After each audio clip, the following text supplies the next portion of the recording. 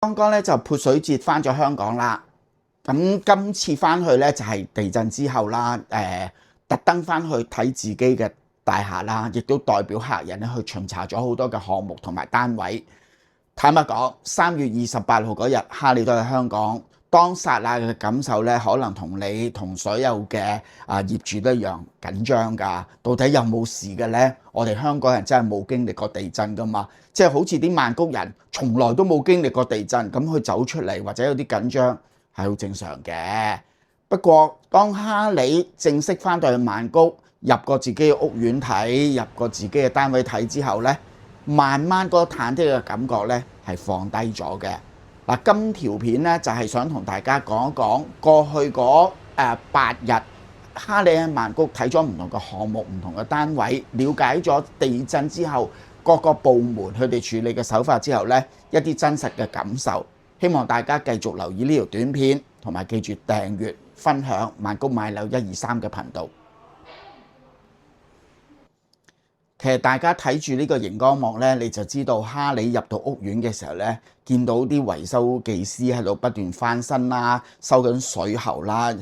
見到牆壁上面嘅裂紋啦，嗰刻鐘咧係好唔自在、好唔舒服嘅。不過咧馬不停蹄咁，哈利跟住咧就約咗唔同嘅專業嘅驗樓師咧一齊去到唔同嘅項目嗰度睇。咁經過驗樓師同哈利詳細嘅解釋，包括咗一啲裂紋嘅成因啦，即係原來地震嘅時候咧，大廈喺好安全嘅情況之下去搖擺，去卸咗啲力，但係呢啲嘅力量係好大噶嘛，咁佢一定要有出口，以至到衍生各樣嘅裂紋。又或者咧，因為有啲大廈嘅設計走廊太長，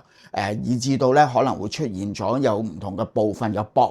位就會有爆嘅機會，等等。透過佢哋嘅解釋之後咧，哈利就明白咗，原來呢啲的確真係一啲表面傷痕嚟嘅。咁啊係嘅，撞車就係撞咗車，咁花咗就冇辦法㗎啦，補翻咪算咯。最緊要架車仍然安好，最緊要大廈建築結構仍然安全。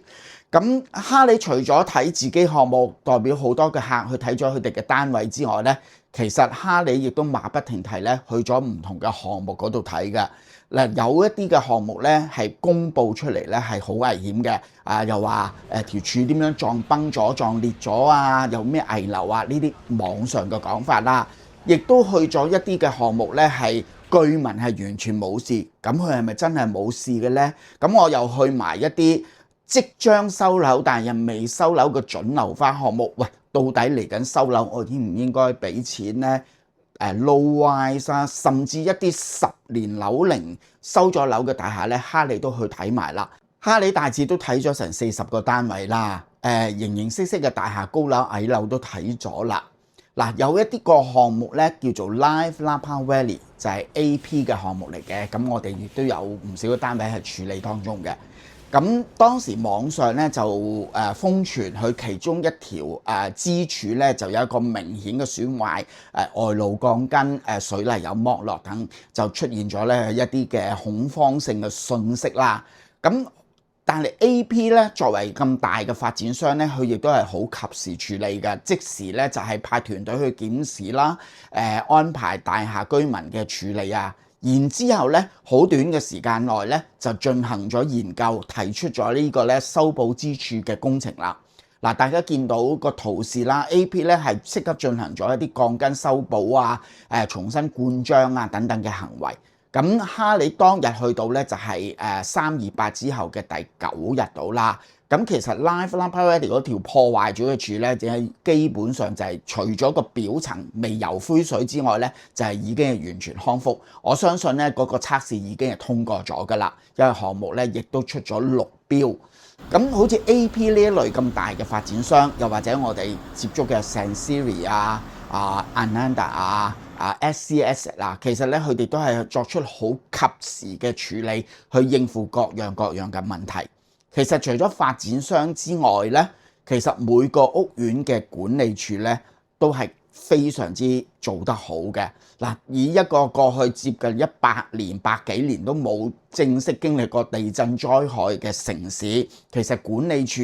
能夠喺短短嘅24小時、36小時之內咧，已經作出各樣嘅回應，安排業主去處理各項嘅問題咧，真係好本事。嗱，首先佢哋提出咗幫我哋處理保險嘅事情啦，咁可能好多人都甚至唔知道自己嘅項目咧喺大廈嘅管理費入邊咧已經包咗相當嘅保險，有啲單位咧可以賠10萬、20萬，甚至咧大單位有啲賠到30-40萬都有嘅。咁管理處第一時間咧就提出咗唔同嘅 Google Form 啊、文件啊，協助我哋去 claim 保險啦，亦都提出咗好多嘅指引，介紹一啲嘅承建商俾我哋去進行維修。咁呢個咧都係好幫到手嘅。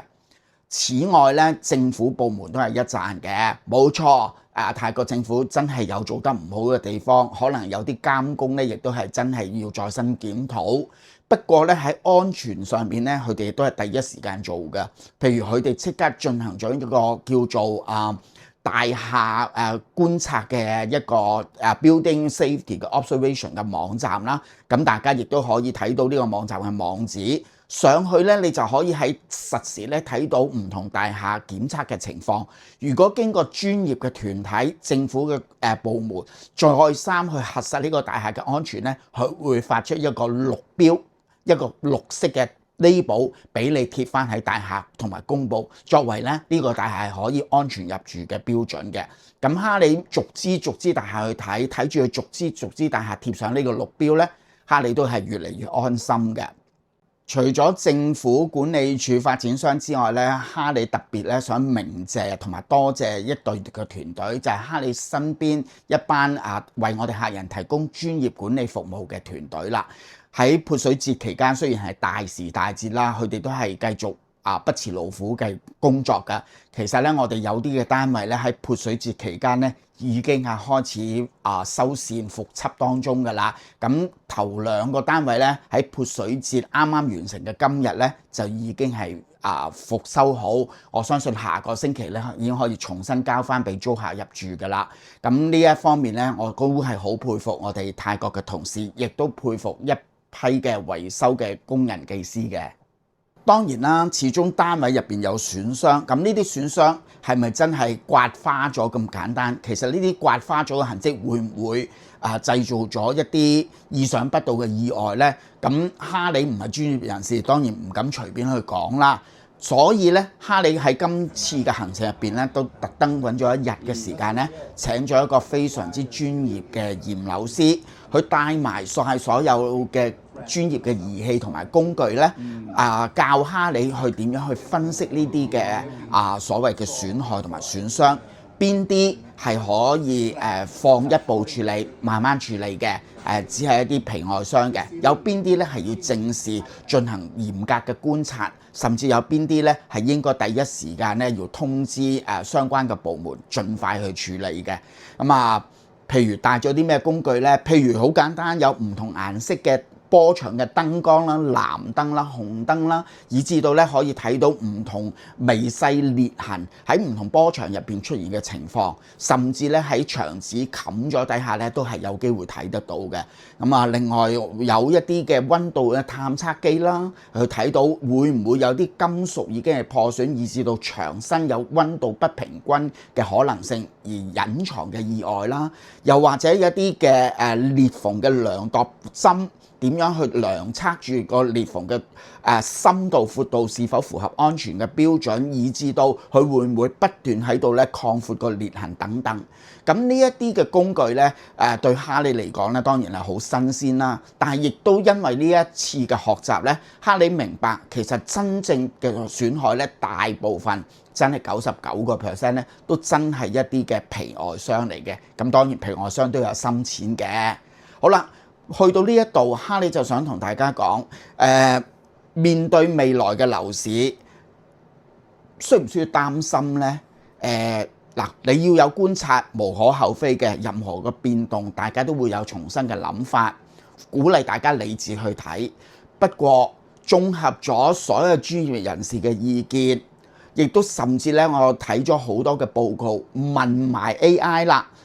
曼谷再有地震機率發生嘅事故嘅可能性都係好低啦，等等嘅情況之下咧，我覺得長遠曼谷作為一個咧全力開發中嘅大都市咧，大家仍然都係可以繼續安心喺度旅居，喺度退休，甚至買樓收租嘅。哈利咧就建議大家抽個時間過去曼谷嗱，而家曼谷係真係安全嘅，所以大家可以放心。一齊過去睇下現樓嘅情況係點啦 ，high rise 到底係點 ，low rise 係點，就睇下泰國人喺震後一啲嘅反應，發展商喺震後一啲嘅應對手法，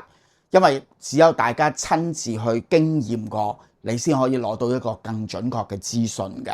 咁我鼓勵大家考慮下，同埋哈利一齊去曼谷啊！嚟緊喺5月1號、2號、3號，即係話嚟緊嘅勞動節都係一個長假期啦。咁哈利就會喺曼谷嘅，咁我約大家嚟我哋曼谷寫字樓嗰度坐下，順便咧我哋又同大家介紹下唔同關於曼谷震後一啲嘅調查，亦都同大家去睇下唔同嘅項目，俾大家一個重新嘅角度了解下曼谷嘅樓市。咁曼谷見。